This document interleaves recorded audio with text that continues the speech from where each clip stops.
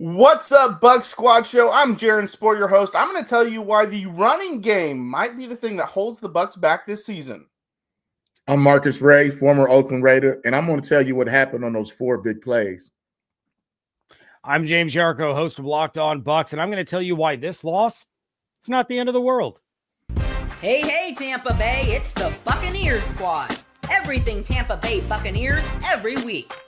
Breaking down all the big hits and game-changing plays from the heart of the Sunshine State, the way only the Locked On Podcast Network can. With a touch of the Buccaneer way, the Buccaneer Squad Show starts now. What up, Bucs Nation? We've got a fun show, somewhat fun, I guess, after the loss, but we got a lot we got to get into today. I did want to let people know at the end of this segment, or the show, because it's after a game, we're going to do a Q&A question. So we're going to let y'all ask us any questions you want, and then we'll pull up some and talk about that. So get those questions in, but don't put them in until the end so we can see where they're all at. But yeah, once you see us getting into that, do that. But Marcus, let's get into the game. 28-23 Patriots win over the Buccaneers. What was your thoughts? Well, my thoughts, obviously, I watched the game. I saw what happened. And I think the difference in the game, obviously, was the big plays on defense. And they scored 4 touchdowns.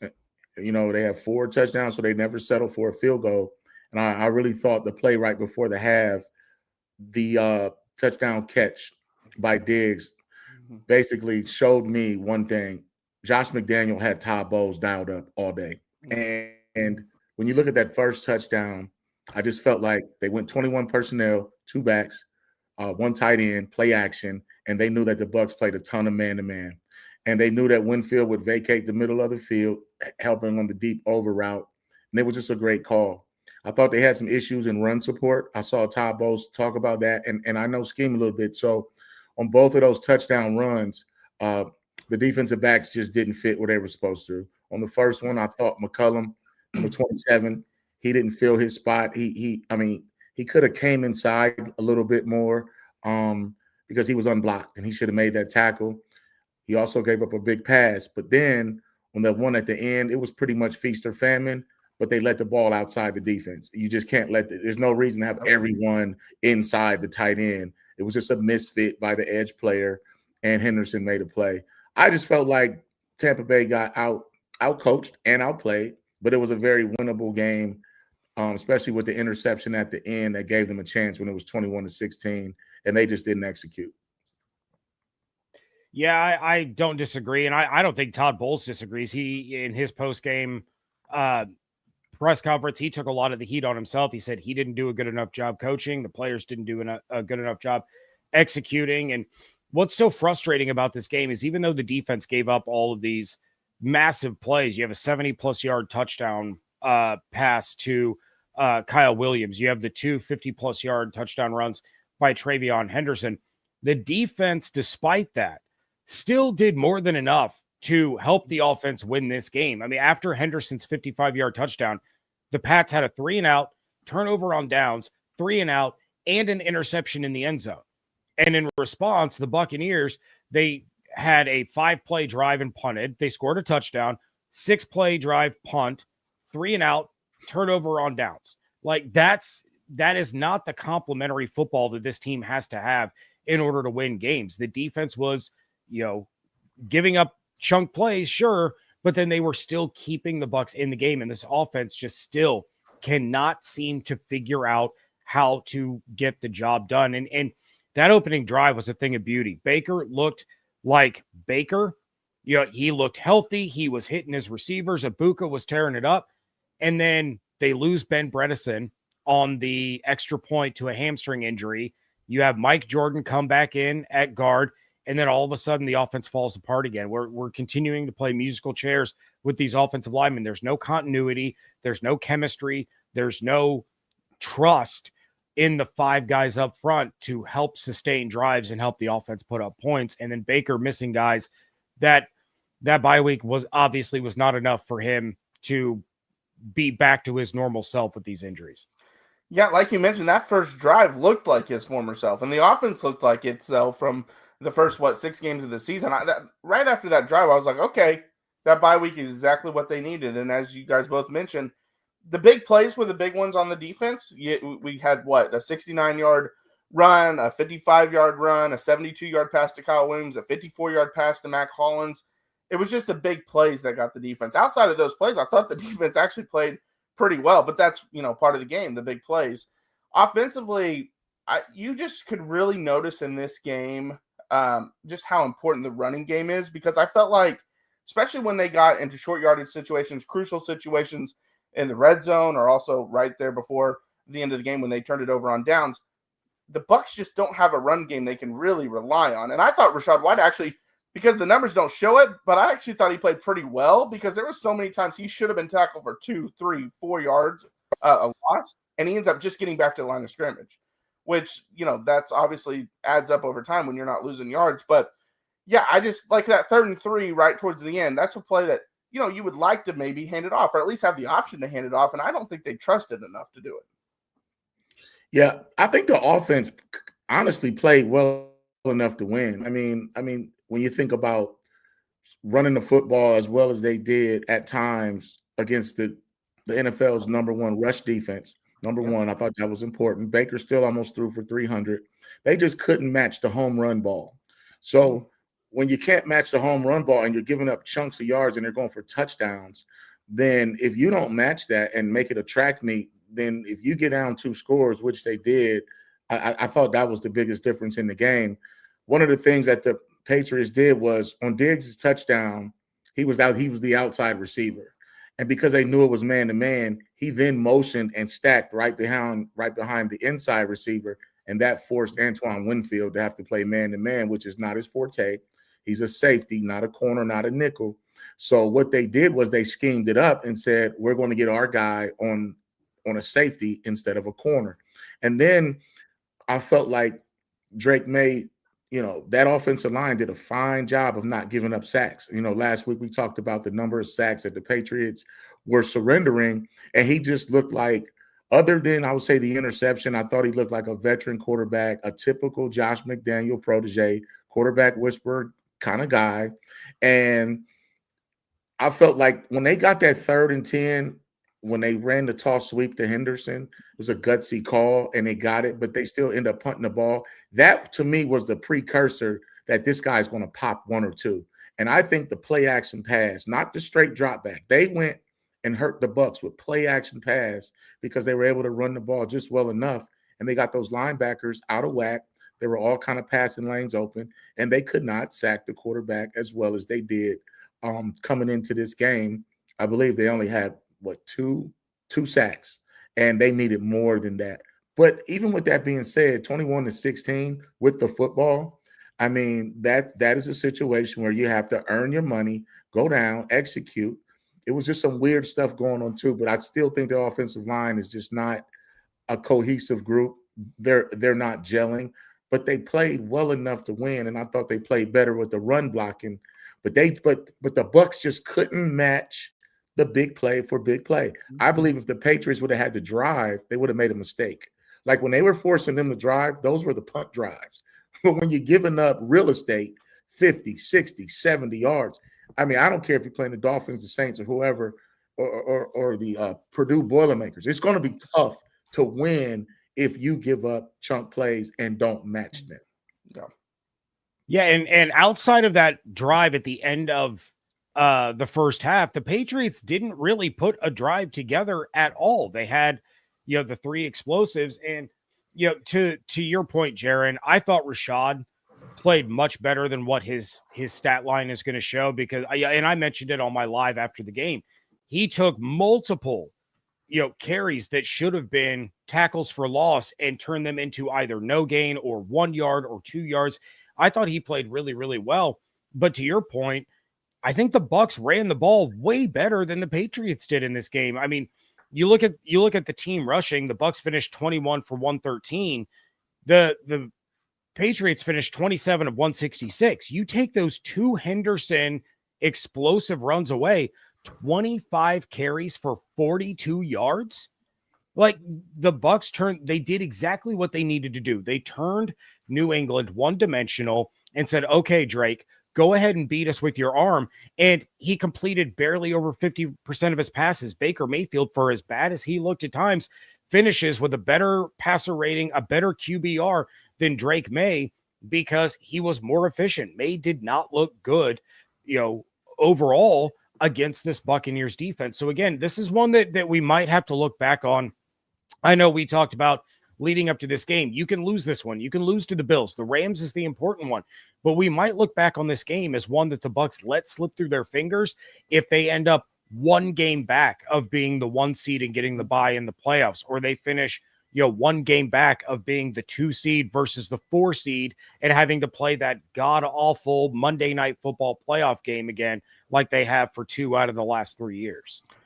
Yeah, and you mentioned Baker. I didn't think he was terrible early on. Like, obviously, the first drive he was really good. Then I think he kind of went through a lull. And I don't want to make an excuse because everyone played on the same field. But I don't know about you guys. I thought the playing field was kind of sloppy early. They showed a couple slow motion replays, and it looked like just the timing was off. And maybe it was because of the field. There was one play where Ibuka was running an out route, and Baker is throwing it as he's starting to break out, but it just looks like Ibuka is a little slower than he normally is, or maybe even slips a little bit. And I wonder if that had anything to do with some of the misfires early in the game, because it just looked like the timing was off early. Whereas in the second half, it looked like the timing started to get a little better, especially towards the end. And Marcus mentioned it. When it was 21-16, you get that interception, you think, okay, Bucs are going to go win this game, because we've seen it so many times this year. And it's a game of inches. Baker mentioned it in his post game. He throws that ball to K-Dot, and I believe it was on second down to make it 3rd and 3 on the drive that they end up not getting the first down and have to turn over on downs. And he's like, if I just put it a little higher where it's right in his chest and he doesn't have to fall for it, he just gets an easy first down. And so it just felt like that the whole day. It was just an inch here, an inch there. It was just the timing all day was just slightly off. And I also think, too, the Bucs only gave up 1 sack. And I thought that was Baker's fault. He held the ball too long. I believe it might have been 3rd and 3. And I give credit to the Patriots secondary. They were able to play man-to-man. Other than that first drive, Tampa Bay dialed them up. It's kind of like the old, what's your first 10-play script in college football, where you just, we're going to do this, and this. But that's why it's a 4-quarter game. It's a chess match. And I think after that first drive, especially when Emeka was getting off and he scored, especially like that play action pass where he faked like he was going to block the nickel back and then drifted off on a wheel route. That was perfect. They knew they were going to get man-to-man down there. It's the NFL. They know who to pick on and when to do it. I think the Bucs showed their hand offensively there. But to only surrender 1 sack, I thought that was pretty good for this banged-up offensive line. And I'm going to go back to the play where Hollins caught that deep one.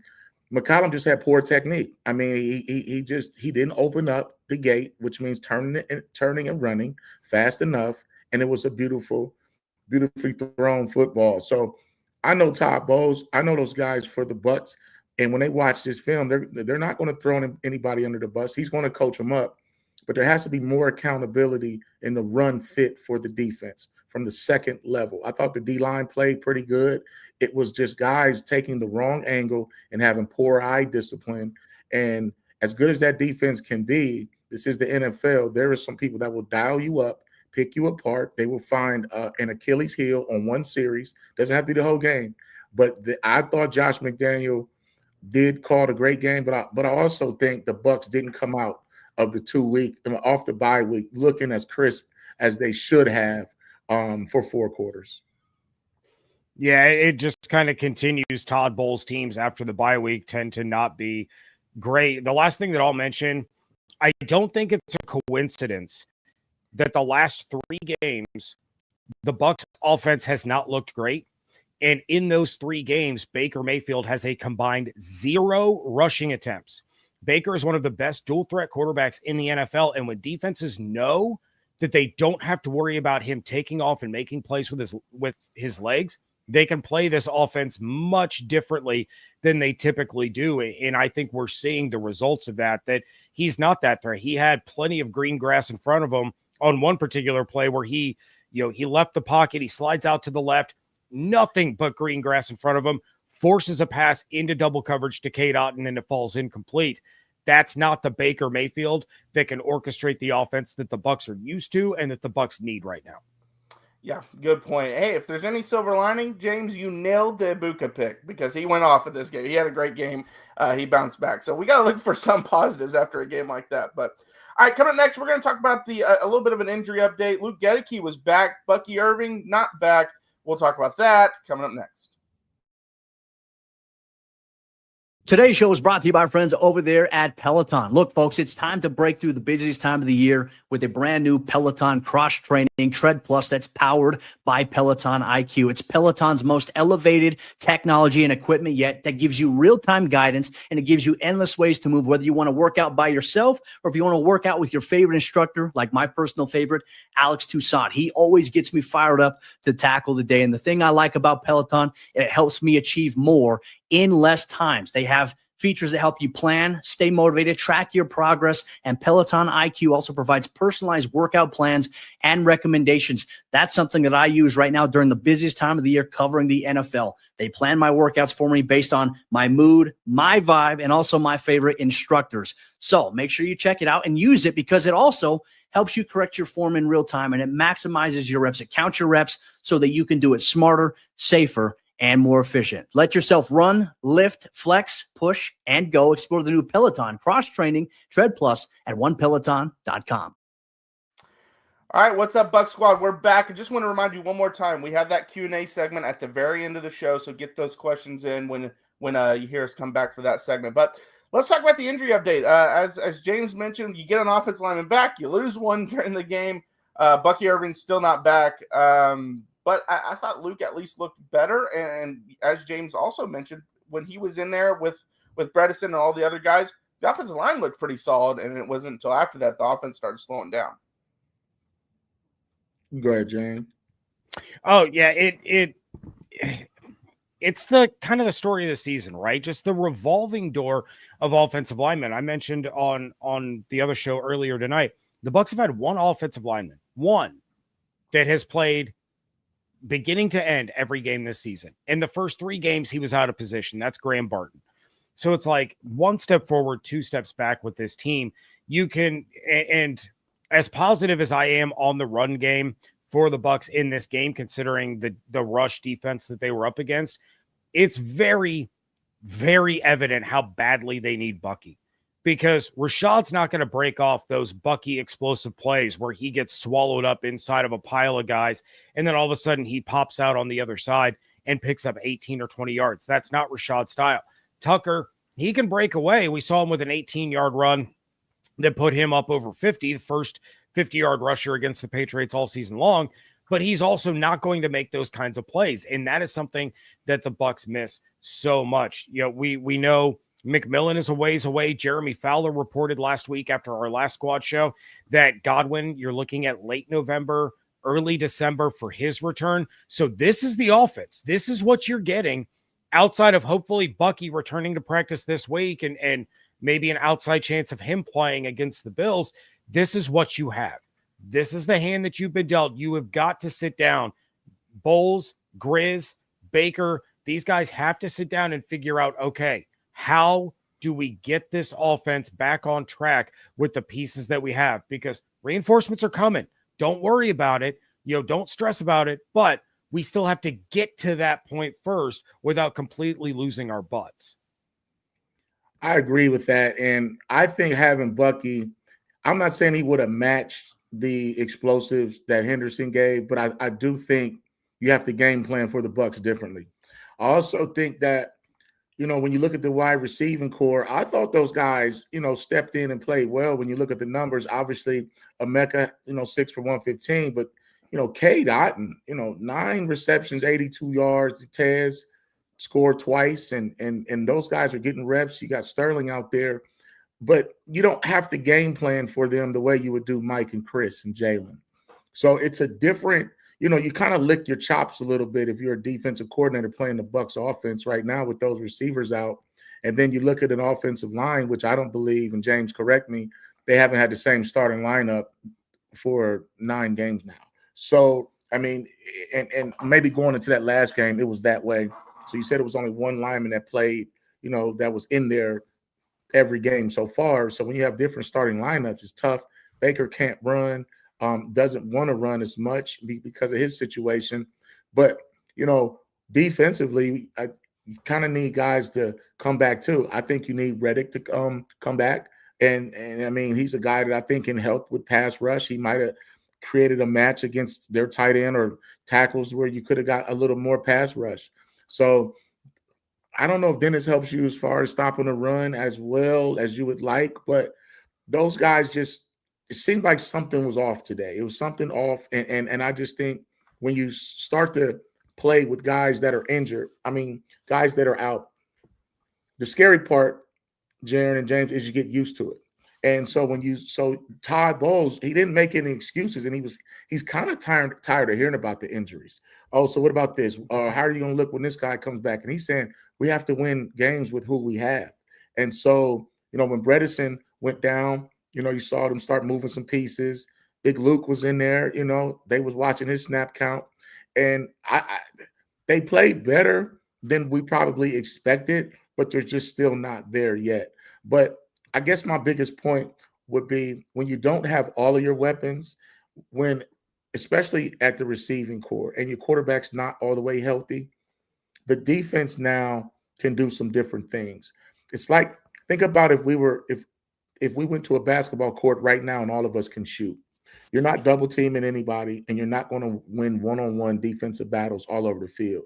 But I do tip my cap to the backup receivers that got in there, and they caught balls, and they played with great effort. And, it's sad that they have this many injuries still now. But, James, you made a point on your other show. You said there's no other team that would be in their position right now with all of the guys that they have out. And I think that's a very, very fair statement. And I will second that with you. But these injuries are still haunting them because this team, the Patriots, were too good to let you beat them without your guys. If you can play them this close and they have a fully loaded deck and they have their guys and you don't, and you're down 5 points with a chance to go down and win without your star running back, Bucky Irvin, that to me speaks volumes for where the Bucs are and who they can be versus a Patriots team that was red hot and that came in there and didn't just blow the Tampa Bay Bucs off the field. That's not what happened. So the Bucs were right there with who they have, but those injuries I think are still showing up in the pass game. Yeah, they got to get that obviously solved. And they've been able to play, I would even say, above what a lot of people expected given all the injuries up to this point. But how much longer can that last? They've been able to keep their head above water and beat some teams that, maybe people didn't think they would be able to beat. But how much longer can they do that? They're going to have to, because until they get these guys back, you got to keep winning and keep winning and keep winning. Or when these guys come back, it won't matter anymore. But I do want to bring up Bucky because, as you guys mentioned, just his big play potential just changes how a defense can guard the Buccaneers. Even if you look at his numbers, it's not the most impressive thing ever. But Marcus, I want you to touch on this a little bit of playing defense. Even if you're going into a game and hey, this running back's numbers aren't great, but he's a big play waiting to happen, doesn't that change how you go into that game? You're not going to just ignore him or, look at his stats and be like, he's nothing to worry about. You're going to be even more on your toes. Yeah, that's a great point, Jaron. And I'll give you one example. So when the Bucs went 5, when they emptied out the backfield, meaning they had 5 guys lined up at a receiver position, this is what happens. And this is what made Alvin Kamara so special years ago, was that he wasn't a running back once he left the backfield. He's a receiver now. And then you'll have a true linebacker type guy. Now he has to play man to man on a guy like that. Well, when you see Rachaad White lined up outside, motion to the slot, you kind of knew that he wasn't getting the ball.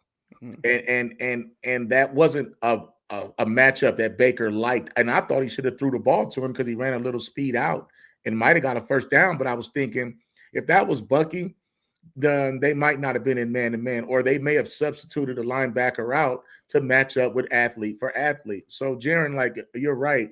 And then also in the run game, I think they know the Patriots had a good run defense, but they know we can call this defense or this defense versus Tucker.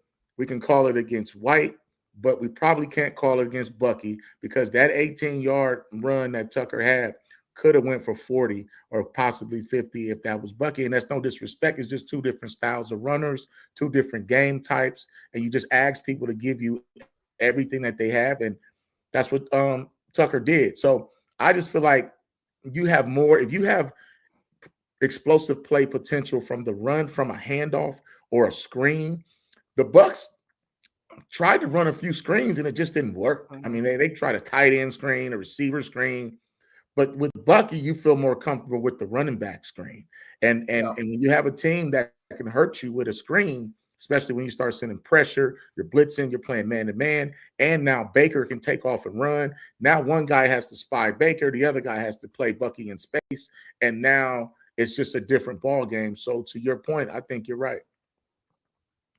Yeah, and we've seen Rashad be really successful in the screen game in the past, but in this one, the Patriots, credit to the defense, because it's not just that the Bucs lost. The Patriots made enough plays to win. You got to tip your cap.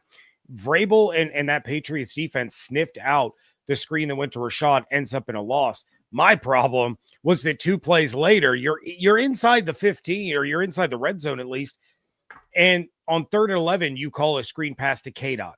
That's not going to work. Get it in the hands of Tez. Get it in the hands of Ibuka. Even though Ibuka was covered by Gonzalez, he was still making big plays. He was drawing pass interference penalties.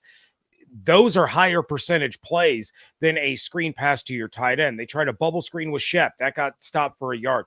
So it's a big part of this is, while you credit Jason Light and the scout team and the coaching staff for finding the depth that is keeping this team afloat, that we keep talking about, credit to this guy and credit to that guy for stepping up. Well, they were brought in by the front office, the scout team, all of that. You also have to remember that this is how the Bucs had such good depth. Their depth is now depleted because all of their depth has to be starters. And you just have to continue to remind yourself that while it sucks and you have to keep going through this nonsense, they're going to come out on the other side a better football team when they start getting all these pieces back. I want to go back to that 3rd and 11 screen call. Like, there's a phrase in the NFL, it's called get to 3. When you get that close in the 3rd and 11, some people think, oh, let's just get to 3, especially when the game was tied, I believe, at that moment. That's when they kicked the field goal, right? So, I mean, I think they should have been more aggressive. I actually think they should have either tried to get the first down or try to get 7 points on that drive, because by the time you get to that point in the game, you kind of know that you're in a dog fight, that you're in a chess match, and 3s just wasn't going to cut it. And then so it's like, when it's tied up, you're at home, you got all these banged up guys, take a shot at the end zone. And even if it's a turnover, that's what Drake May did. Now, his was a little more inexcusable because they were winning, and he turned the ball over instead of just surviving the down, get the 3, go up 8. But I think at that point in the game, Grizz and those guys could have been more aggressive. Don't get the 3. This is an AFC East #1 contender. Go ahead and try to get it, and if you don't, then you kick the field goal. But just don't lay down and give them a 3rd and 11 tight end screen. Take a shot. You saw what they did right before the half. They went for it on 4th down because they knew they were getting the football back in the 3rd quarter, and they wanted momentum. 2 plays later, here you go. 2 touchdowns in 3 plays for the Patriots. Yeah, and they got their 3 there, to your point, and they leave the field with a 10-7 lead. The next time they touch the ball, they're down by 11 points. So, that's the difference. That's why coaches like Vrabel and Dan Campbell and Dan Quinn, they're heralded, because they take those risks. They take those shots when so many coaching staffs are a little bit more reserved and a little bit more conservative in those situations. I'm not saying that Bowles and Grizzard are always conservative, but that early in the game, when your defense has been playing the way that it has, when your offense was able to march down the field to open the game with a touchdown, take your shot. Don't take the safe play. Take the play that can really swing momentum the other way. And they only gained 3 yards on the play. If they get that to 4th and 3, they might even go for it at that point. Yeah. So you don't even have to take the shot to get the first down, or take a shot to an end zone. You could do that as well. But even if you just get it to a little closer, and you're probably going to have a better chance doing that, not calling a screenplay, especially when you just called 2 plays before that. It was, and I obviously know it's a different type of screen, but yeah, that would be the one that, like, hey, if you want to blame him for the play caller, for anything, you can blame him for that. But that's stuff you can find, in my opinion, in every single game where it's like, hey, I didn't like that series or this series. Like, it's never going to be perfect. But all right, coming up next, we're going to go around the NFL, talk about some of the teams that won, that lost, that impact the Buccaneers. Don't go anywhere. If you're a business owner, here's the truth. SaaS promised to make work easier, but now the average company is buried by hundreds of apps that slow down your teams and simply don't work together. That's not SaaS, that's sad. Software as a disservice. That's why you need Rippling. Rippling is the unified platform for global HR, payroll, IT, and finance all in one place. They've helped millions of businesses replace a mess of disconnected tools with one system designed to give leaders clarity, speed, and control. By uniting your employees, teams, and departments in one system, Rippling removes the bottlenecks, the busy work, and the silos that your software created.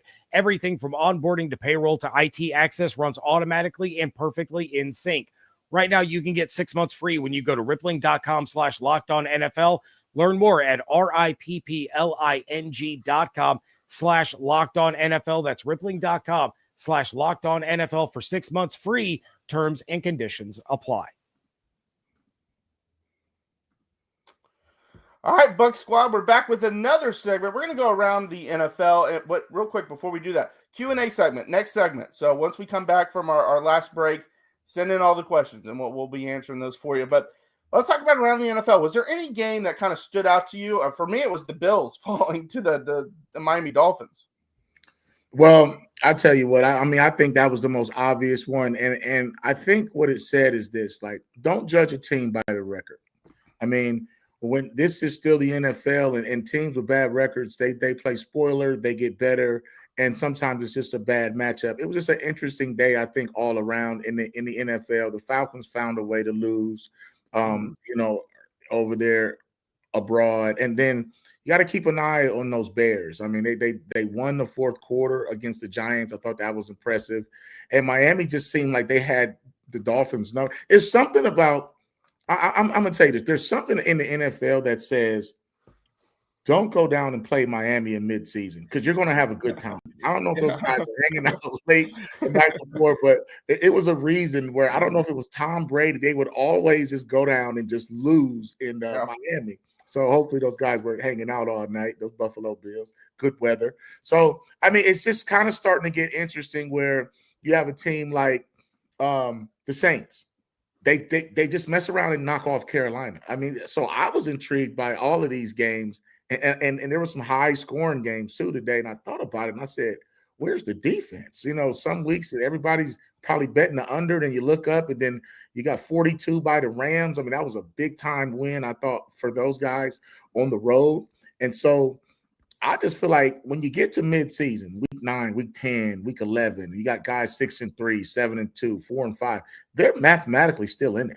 So, I mean, so don't go to someone's house and be disrespectful and think they're just going to lay down and let you just run all through the house and tear it up. And that's what the Dolphins just didn't let Buffalo do. And everybody's counting out the Saints. Of course, they won't probably most likely make the playoffs, but the way they did Carolina, they can knock Carolina up out of that race. So they did the Bucs a favor. So I just think it was some games, man, that just kind of went ways that, people probably didn't expect. But Atlanta, they just, they played a Colts team that turned it over 6 times a week ago. And they had their opportunities. They lost the fourth quarter. They lost overtime, found a way to lose. So it was a day that made you say, it's just one of those days in the NFL. Any given Sunday, right? That's what we always say, no matter what the matchup. I would say from a Bucs perspective, and this is why I said at the top of the show that this loss is not the end of the world for the Bucs or Bucs fans. You are coming off of a bye, and you lose your first game out of the bye, yet you didn't lose any ground in the division. And I think that's what the biggest takeaway needs to be here is that the Bucs are still in a great spot. You got help from the Saints, which is not something that Bucs fans can say very often. You got help from the Colts and Jonathan Taylor and his performance to have a comeback victory against the Falcons. So yeah, you lost some ground in the NFC playoff picture, and I think that's that's going to fluctuate so much more over the coming weeks. The Seattle Seahawks are now the number 1 seed. Yeah. If the season ended today, Seattle is number 1 at 7-2. You got Philly, and then you got Green Bay, who plays on Monday, and then the Bucs are at number 4. You can still lose next week to the Ravens, and you're still going to the Bills. You're still going to be the 4 seed. The important one is going to be the Los Angeles Rams, right? We've said it over and over and over again. So this was, even though the Bucs lost the game, this was still a win for them in terms of where they sit right now and moving forward the rest of the season. Outside of that, the other big games that kind of jumped out to me, like what an incredible comeback by the Houston Texans. Yeah. 26 points in the fourth quarter against Jacksonville was absolutely wild. And then from the department of course, the Jets win after trading off like everybody not named Breece Hall and Garrett Wilson with an ounce of talent, and they do it with special teams. They had, what was it, a punt and a kick return for touchdowns in this game, just absolutely wild. So, of course, the Jets would turn around and win a game after getting rid of Sauce Gardner and Quinnen Williams. Yeah, because Justin Fields didn't even have 100 yards of total offense, passing or rushing combined. Didn't even get to 100. Didn't Breece Hall have like a 42-yard touchdown catch, and Justin Fields still was under 60 yards passing? Good grief. God, I love the Jets. Yeah, but as Marcus said, it did seem like one of those weeks because the Dolphins beat the Bills 30-13. As James mentioned, 17-7 Saints over the Panthers. That was obviously a big one because just in the last podcast, we said if there was a team that could catch Tampa, the one to keep the eye on was Carolina for all three of us. We were more worried about Carolina than we were Atlanta, and it looked like Atlanta was going to end up pulling that one off against the Colts. Obviously, they end up falling late, but I don't know how the Saints pulled that one off. They're not a team that I'm not going to pick to win probably another game this season, but that's the NFL, and that's what we talked about last time. Anyone can beat anyone in the NFL. Everyone on every team is a professional. And this weekend showed that maybe more than any so far this season. And I'll tell you, man, like that NFC East obviously is everyone's beating up on those guys, and Philly is sitting there not being threatened at 6-2. It kind of reminds me of the NFC South where the Bucs are right now. And that was a great point that you go 2 weeks and you're still at first place in your division, and the other 2 teams contending with you lost as well. So, I mean, that's something to keep an eye on. I think that NFC, who's that? The Lions and those guys, the NFC North. That's going to turn into a Game of Thrones. I'm telling you that. I mean, when you look at the Packers, they shouldn't have lost to the Panthers, but you got Detroit and Chicago. Chicago at 6-3, Detroit 6-3, Green Bay 5-2-1. I think that's going to be interesting going into this part of the season. But those games today, I just felt like the teams that got out to a fast start, 21, I think Detroit may have scored 21 in the first quarter. I mean, you don't see that often in the NFL. Where and just like Houston had 26 in the fourth quarter. You don't really see that often. That's why the score is always 10-7, 6-3 at halftime. But when you start getting special teams touchdowns, something that, no one likes the new kickoff rule, but hey, somebody popped something. So you get special teams touchdowns, and there's a lot of game film on everybody right now. When you play 9 games, 10 games, 8 games, people know who you are from week to week, and then they start dialing you up. And I think that's what this weekend kind of represented to me, that regardless of who you play, you're not safe. Because even the Browns, I mean, they were in that game. They only lost by a touchdown to the Jets. And the Vikings, they really shouldn't have lost to the Ravens. I don't think, as far as with the NFC North, you just can't afford to lose to those type of teams right now. But when you look at Chicago, the way they handled the Giants and won a close game, outscoring them 14-3, it gives you a lot of confidence. Because sometimes it is how you start. And people say it's not how you start, it's how you finish. Well, I don't know, man. I think it's how you start. And because going back to our game, I think it kind of told you what type of game it was going to be when Vrabel went forward on 4th and 1. He was letting all of us know in the NFL, you don't go for 4th and 1 on your first drive. you punt the football, especially with that field position. But he had something up his sleeve, and he was letting everybody know it's going to be one of those games, which is why they went for it on fourth down right before the half. Because when two good teams play each other, then it becomes the type of deal to where I'm gonna throw a punch that you're not ready for. You better counter punch. And I just don't think the Bucs were able to do it. But that was a good game. I mean, it was fun to watch. But we just saw that right now at this time. I'm not gonna say anybody can beat anybody, but don't sleep on anybody. And I think the Bills went down there and they were hanging out with those guys and having a good time. And they enjoyed the South Beach, and they came home and they're getting ready to run into a Bucs team next week. The two teams coming off a tough loss, and we might be having the same conversation. And I have a real quick question for you, Marcus, because you mentioned the 4th down and 1 early in the game. Then they went for it on 4th and 3 again, and then 4th down several times they went for it. Is that lack of respect for the defense, or is it, hey, I know how good that offense is, and I just can't give them the ball back? Because I bring that up because when Baker was at Oklahoma, their defense was terrible. And so it didn't matter if it was 4th and 1 at your own 25. Teams were going for it against them because they didn't have any faith that the defense could stop them.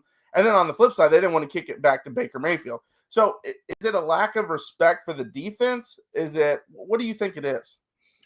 I don't think it's a lack of respect for the defense. I think it's a game plan thing. It's something that you practice, something you see on film, and you also kind of know it's a ball control thing too. So basically, we're just talking about being aggressive. So I think Mike Vrabel wanted to send a message that the Patriots were going to be aggressive, and I think Josh McDaniel told him, hey, man, I think we're going to need to go for it on 4th down because the Bucs can score. So it's really a respect, kind of like you mentioned, for the offense too. But also, you want to keep the ball. The name of the game is protecting your defense, possessing the football. Don't turn it over. Go out there and get points. Even if you don't score when you go for it on 4th down, if that first 4th down, they still punt it. But those two plays, the 3rd and 10 toss sweep, the 4th and 1, I said, okay, they're going to be aggressive. And then you mentioned the 4th and 3. So it's not a lack of respect for the defense, because I think the Bucs defense speaks for themselves. But every defense has weaknesses. And then every defense doesn't spend a lot of time on 4th down situations. So you have to understand, I watched Louisville lose last night to a Cal team when they ran a little whip route with the outside receiver because they knew Louisville was going to be in man-to-man. So so what I'm talking about is situational football. Most people spend time on 3rd and short, 3rd and medium, 3rd and long. You don't have a lot of periods in practice where you say, okay, they're going to go for it on 4th down, and if they do, this is what we're going to do. And all these teams don't have a lot of 4th down attempts on film. So you don't even know what you're going to get most of the time when they line up on 4th down. So I just think that the Patriots sent the message early. Josh McDaniel and the boys were going to be aggressive. And I don't think it had anything to do with a lack of respect for the Bucs defense. Yeah, I'm with you 100%. I think it's kind of a combination of a lot of things, right? I believe that my offense is good enough to get the yards needed on this play. I think we can dial up something. We can put a man on a man, and we can get the job done. It's also a matter of, showing that I'm not willing to give your team the ball back because I know how dangerous they can be. And I think there was almost that mutual respect between the two teams in this game because we saw the Bucs go for it on 4th down. And granted, it was kind of because of the game script and where they were, but the Bucs went for it on 4th down a lot earlier in the game than they typically do. So that was their way of saying, okay, we've got to fire up our offense because we know how good we can be. We know we can accomplish this, but we also know that they can score from anywhere on the field when they have Travion Henderson, and they have Kyle Williams, and Stephon Diggs has been playing really, really well. So, yeah, I definitely don't view it as if a team goes for it on 4th down, it's disrespecting the defense. I think it's more of I believe in my guys, and I respect the other team on the other side of the field too, because I know what they can accomplish. I'm glad you brought that point up because I was also going to say when teams are that aggressive, typically you can see all that confidence that the team now gets because their coach has the confidence in them to go get that first down, and that just feels it. I mean, we see that all the time. Dan Campbell with the Lions. I mean, they go for it on 4th a lot, and you can tell how confident that team is when they play football, and that's why it's been a whole culture change since he got there. But all right, coming up next, we got a Q&A segment, so send in your questions now, and we'll try to answer as many as we can before the end of the show. Don't go anywhere.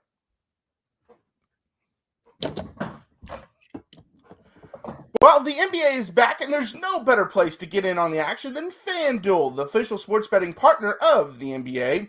Even if you missed the start of the game or want to ride the hot hand, FanDuel has live bets on everything from who will score next to fourth quarter comebacks. Plus, you can even combine your live bets into a same-game parlay for a shot at a bigger payout. It keeps every game exciting, especially when your team's making that late push. Right now, FanDuel is giving new customers $300 in bonus bets when your first $5 bet wins. So head to FanDuel.com to sign up and play your game with FanDuel, the official sports betting partner of the NBA. All right, we're back for one more segment. This is our Q&A segment. So let's ask any questions you have, and we'll try to answer as many as possible. I did see one earlier in the show, and I'm going to try to find it, but we can at least talk about it while some of the questions start coming in. But someone was asking about Baker Mayfield, and with all the injuries around him, are we now seeing the limitations he has as a quarterback, or is it as simple as he just has a lot of talented guys out? That's you, James. I think the limitations on Baker right now are more himself than who is around him. Right? I mentioned that the offense has struggled the last 3 games, and Baker has not rushed at all in those 3 games. And I think that's changing the way the defenses play them. I think it's changing the way Baker Mayfield plays football. We know how Baker is. He can escape, pressure in the pocket. He can buy time. He can use his legs. And when he's having to adjust his own playing style on the fly because of his oblique or his knee or whatever it is that's hampering him, I think that is what's creating limitations for Baker, not exposing, already, limited ability. I don't think that Baker is limited in his ability. I think he's one of the best quarterbacks in the NFL when he's healthy, but not having these weapons doesn't help matters, right? If you have this game against the Patriots and you have Mike and Chris and Ibuka, or you have J-Mac and Godwin and Ibuka, now all of a sudden this is a completely different game. You have these other players out there that can go up against the secondary in a more favorable matchup than what the Bucs had, and you have Gonzalez, who's not able to hone in on one particular player and say, okay, you gotta do it with the rest of those guys. It just changes everything that they can do offensively. It opens up the playbook for Josh Grizzard, who is limited in his own right because of the injuries. So yeah, I don't think that, Mike and Chris and Bucky and all these guys being out is what is showing that Baker's limited. I think it's the fact that he's hurt and his style of play is limited that's creating some problems. And then the only thing I'll add to that, James, is I don't know if he has a ton of confidence in his offensive line. I mean, even in his press conference, he made a comment. Someone asked him, what are some things they could do better? They wanted him to get very specific, and he was polished enough to answer the question and say, well, we could have made some better calls up front. And so Todd Bowles was kind of mentioning it too, but it's like when you have breakdowns in pass protection, like on that, I believe it was 4th down, and it was a delayed blitz, good call by the Patriots. I think it was number 44. I can't remember, but he kind of showed up late, wrapped around. Mike Jordan looked around and got a hand on him, but that guy was in his face too fast. And so a lot of times it comes down from miscommunication. All pass protection is communication, whether it's the center identifying the mic, or they're going to slide, or if the running back's going to be in the protection. I mean, a lot goes into just one pass play.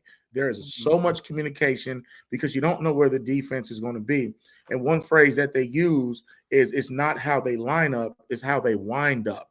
And so when you start seeing twists and turns and stunts, you have to communicate and say, hey, James, If he comes this way, you and I got him. I'm inside, you're outside. Hey, Jaron, if you don't got nobody in your gap over here, we need your help. Slide. All of that is happening in a 3 to 5 second window before the ball is snapped. So I think for Baker, I agree with what James said. So I just think some of his limitation is it all goes together. Weapons, injury, confidence, play calling.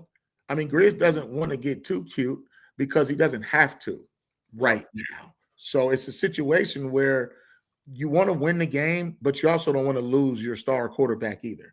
And you don't want them to go out here and try to beat the Patriots and get 40 yards rushing in a scramble. And then you got Woodson coming down, cracking people. And then we're going to add Baker to the IR list. So I think it's a combination of things. But to add on what James said, I don't think he's all the way sold on his offensive line in the pass protection, even though they only gave up the 1 sack today. The only thing I'll add, I think sports debate shows have kind of ruined how a lot of people think about sports just because every player in history needs help. Now, obviously, some quarterbacks need more than others. Like, there's no doubt about that. Tom Brady doesn't need as much help as Justin Fields, but every player needs help. So, and if you take a key player away, that player's not going to look as good. That's just how it is. That's why those players are really good. Here's another question I thought we could talk about from Lene. They brought up, do you think Todd Bowles needs to coach a little harder and better? Development is everything along with talent, I think. What do you guys think? I'll take that to start off, James. Well, that's interesting. Like, what does harder and better mean? Is it yelling? Is it discipline? Coaching better. Are we talking about in-game strategy? Are we talking about practice schedule? Are we talking about spend more time on third down instead of working on special teams? So I think Bowles is doing a fine job. I mean, this is the NFL, and you're only as good as the guys that you hire and the guys that you draft. So they have the roster. Obviously, you had a lot of turnover at the OC position. So I think for what it's worth, we're talking about grown men here too. So you got guys that are 30-year-old guys. It's still work. So do you want your boss to come down harder on you? Like, if we didn't do a good job on this show and they said, hey, this show sucks because James, their bosses and Sam and those guys aren't coming down. So, but I do think that we're talking about roster management, people management. And I played for Lloyd Carr, the great Lloyd Carr, and he said the most important thing a head coach can do is hire great assistants. And I think Bowles has proven that he has done that. Jason and those guys have put a roster together. And I don't think it's a matter of coaching them harder and coaching them better. I just think they have to play better. Sometimes players have to take accountability too, where coaches don't play. They draw it up, and then you go out there and watch. Even on the first touchdown pass, they were in man-to-man, but the coverage, the angle he took after the ball was caught just wasn't a good angle. And then Winfield vacated the middle. He jumped the deep route. And so once he got out of there, Williams got out of there, it was like there was no help. So that's not a coach better thing. That's a guy who's getting paid millions of dollars that's been playing that position for the last 15 years of his life that just needs to make a play. Yeah. I'll add this real quick, James, before you go, because that's one of the things that frustrates me so much about sports conversations is I see people all the time when like a player misses a tackle or something, be like, coaching is terrible, like the coach is terrible and all this stuff. And I'm like, no, the coach's job is to put him in position to make the play. He's now got to make the play. That's not on the coach. The player's now got to make the play. But go ahead, James. Oh, no, I was basically going to say the same thing. Like, the coaches can put these players in the absolute best position possible to succeed. They can have the perfect play call. It also boils down to execution. Yeah, and Marcus, you just mentioned the Kyle Williams touchdown on that huge break. As soon as it happened, like Benjamin Morrison is my dude. Locked On Bucs viewers and listeners know that I started talking about the Bucs needing to draft this guy in November of last year when he was laid up. That is my guy. And I came down hard and I said, Benjamin Morrison just got absolutely cooked on that touchdown. And then I watched it again. And it was like, okay, I was too hard on Morrison because he and Tyke Smith nearly run into one another. It takes Morrison off the route a little bit. So while it still would have been a reception, probably a modest gain, it would not have gone 70-plus yards for a touchdown. That's not Todd Bowles' fault. He put those guys in position One of them was in the wrong spot. They nearly collide. Friendly fire causes an explosive play. So it's not always on coaching. And that was the point I made on my post-game show about Grizzard. He's doing the best with the hand that he's been dealt. That's what he has to do. But it's about the execution. It's about Baker Mayfield not underthrowing an open Emeka Egbuka by 6 yards. It's about him not overthrowing Sterling Shepard by about 5 yards when he was open. It's about Cade Otton holding on to the ball on a 3rd and 3. It's about Mike Jordan not being bull rushed and Baker Mayfield getting sacked as a result. So, some of it goes on coaching, absolutely, but you also have to hold the players accountable for execution.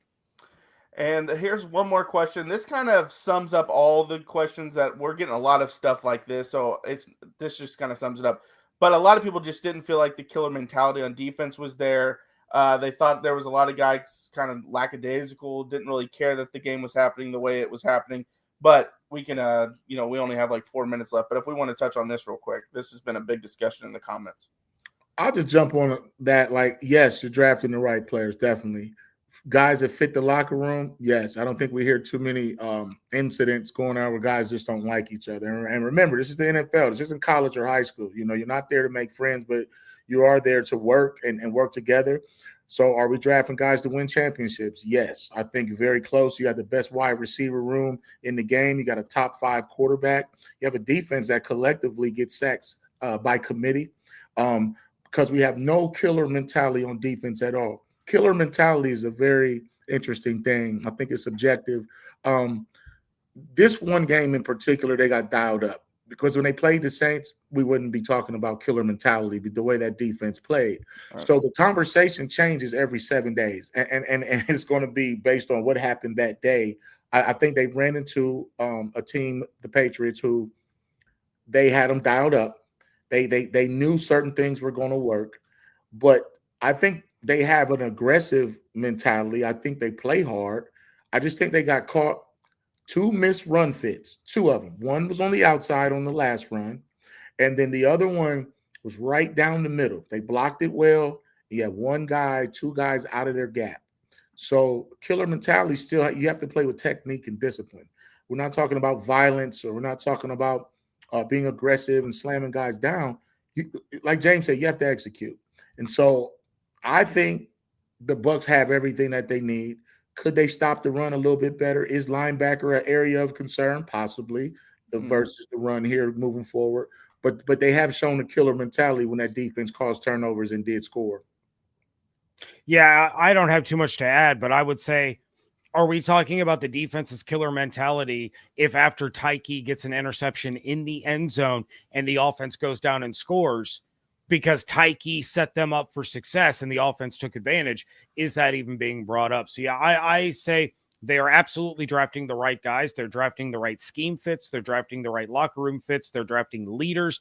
They're drafting good people, and they are drafting guys that want to go out there and win football games. Tyke, killer mentality. Antoine, Levante, Vita, Jamel Dean this year. These are all guys with killer mentality. So I'm not going to question that because of one game where they gave up a couple of explosive plays, especially when the defense still had that killer mentality to give the offense the ball back one more time. Yeah, and you never hear of a locker room problem. You never hear of the guys not getting along. Like, drafting-wise, I think is just fine. I think the killer mentality also goes back to what I was just saying about sports debate shows, because that is also brought up the most when it comes to basketball. You hear it a lot. And if guys don't act like Michael Jordan or Kobe Bryant, well, they don't have the killer mentality. Well, I wasn't old enough to watch him, but my dad was, and he was a big fan of Magic Johnson. And he used to tell me he would smile in your face, but he was going to stab you right in the back when he played basketball. And nowadays, if he was playing because he was smiling and friends with everyone, they would say he didn't have a killer mentality. But you wouldn't say that about Magic Johnson if you actually watched him play. So I think that's another thing. Goes back to sports debate shows. If you don't act just like Michael Jordan did or just like Kobe, you don't have that killer mentality. But as both of y'all mentioned, if they have that interception, then go score and win the game, we're talking about the killer mentality they do have. Yeah, they would have laid down if Tyke didn't get that interception. Then we can say no killer mentality. Really quick before we go, I played 4 years at Michigan with Tom Brady. Nicest guy you ever want to meet. But when he put that helmet on, he was in that Jordan, that Kobe, that Gretzky mentality where, you know, he was going to come after your neck. And we played a big part in that mentality, developing him in college. He came there with it.